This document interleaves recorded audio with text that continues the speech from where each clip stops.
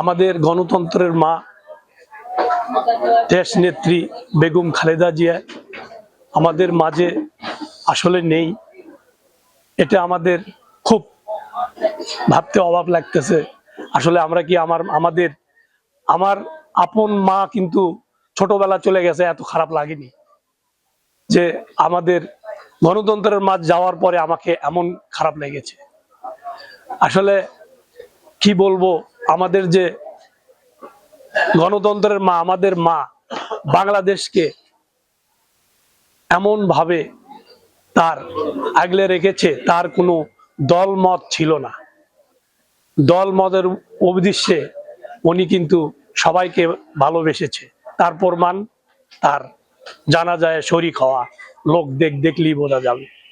এই জায়গা থেকে আমি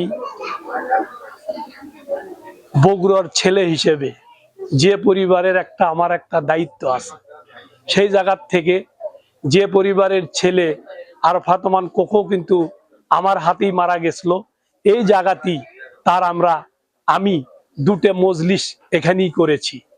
এখানে আমার বাংলাদেশের মতন কালচার করে এই মিলাদের আয়োজন করেছি এবং আমাদের মার জন্যও ঠিক একইভাবে এখানে বাংলাদেশি কালচারে আমরা দোয়া মাহফিলের অনুষ্ঠান করতেছি।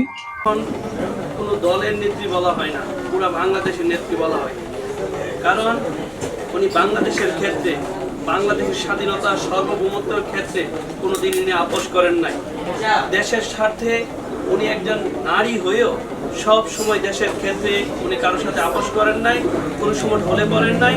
দেশের ভালোটাই উনি সবসময় দেখতেন।